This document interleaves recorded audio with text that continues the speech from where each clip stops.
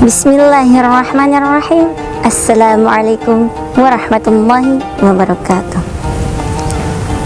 Innal hamdalillah nahmaduhu wa nasta'inuhu wa nastaghfiruh wa na'udzu billahi min syururi anfusina wa min sayyiati a'malina. May yahdihillahu fala mudhillalah wa may yudlilhu fala hadiyalah. Asyhadu an la ilaha illallah wa asyhadu anna Muhammadan abduhu wa rasuluh la nabiyya wala rasula ba'da amma ba'. Wa qala Allah ta'ala fi kitabihil karim, a'udzu billahi minasyaitonir rajim. Bismillahirrahmanirrahim. Ya ayyuhalladzina amanu taqullaha haqqa tuqatih wa la tamutunna illa wa antum muslimun. Sadaqallahul azim wa sadaqallahu rasulul karim. Amma ba'. Alhamdulillah, puja dan puji syukur kita atas kehadiran Allah Subhanahu wa Ta'ala, yang mana berkat rahmatnya lah kita bisa merasakan puasa di bulan Ramadan ini.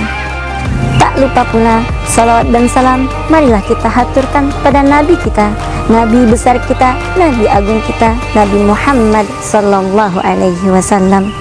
Karena berkatnya lah kita bisa merasakan manisnya agama Islam sekarang ini. Ma'asyiral muslimin rahimakumullah, izinkanlah saya yang fakir ilmu ini menyampaikan sepatah dua patah kata yang insya Allah menjadi beberapa kata yang insya Allah bermanfaat untuk kita semua, dengan judul memerangi hawa nafsu. Ma'asyiral muslimin rahimakumullah, apa itu nafsu? Nafsu adalah dorongan, keinginan yang ada di dalam jiwa kita, hasrat untuk memiliki sesuatu yang kita sukai. Manusia yang hidup di seluruh dunia ini mempunyai hawa nafsu. Hawa nafsu itu terbagi menjadi dua, hawa nafsu baik dan hawa nafsu buruk. Sebagaimana Allah telah berfirman dalam Al-Quran surat Asy-Syams ayat 8 yang berbunyi, fa'alhamaha fujuraha wa taqwaha. Maka Allah telah mengirimkan ilhamnya pada jiwa-jiwa manusia tentang kekufuran dan ketakwaannya. Dari sana, dari ayat tersebut, kita sudah memahami di dalam jiwa kita ini ada yang namanya nafsu baik dan nafsu buruk. Nafsu baik itu ialah nafsu yang mengajak kita dalam ketakwaan kepada Allah Subhanahu wa Ta'ala, mengajak kita dalam beriman kepada Allah Subhanahu wa Ta'ala. Di dalam diri kita, di dalam jiwa kita terdapat dua nafsu. Yang pertama nafsu dalam kebaikan, dan yang kedua nafsu dalam keburukan. Nafsu dalam kebaikan ialah nafsu yang mengajak kita dalam ketaatan kepada Allah Subhanahu wa Ta'ala. Nafsu yang kedua ialah nafsu keburukan, nafsu yang mengajak kita menjauhkan diri kita dari Allah Subhanahu wa Ta'ala. Ma'asyiral muslimin rahimakumullah, jika kita mengikuti nafsu keburukan, selalu menginginkan dunia, selalu mengingat dunia, maka Allah telah berfirman dalam surat Al-Asr ayat 2 yang berbunyi, innal insana lafi khusr. Sesungguhnya manusia itu dalam kerugian. Begitu ruginya kita jika kita selalu mengikuti nafsu keburukan kita. Bagaimana cara kita untuk menanganinya? Allah lanjutkan lagi dalam surat Al-Asr ayat 3 yang berbunyi, illal ladzina amanu wa amilus salihati wa tawassaw bil haqq wa tawassaw bis sabr. Kecuali orang yang beriman dan beramal soleh, yang menasihati dalam kebenaran dan menasihati dalam kesabaran.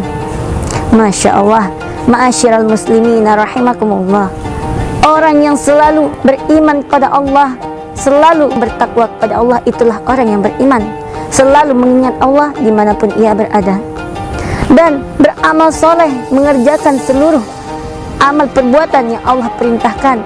Salat 5 waktu, puasa di bulan Ramadan, bukan cuma hanya niat, tapi puasa dalam 1 hari penuh. Ada sebuah kisah yang mana kita sudah mendengarnya dari kalangan-kalangan kita sebelum itu, yaitu kisah Nabi Yusuf alaihi salam, yang mana karena keimanannya, karena ketakwaannya kepada Allah, ia bisa menjauhkan diri dari zina, yaitu zina dari orang yang paling cantik di padang Mesir di kala itu, yaitu istrinya Al-Aziz, Zulaikha.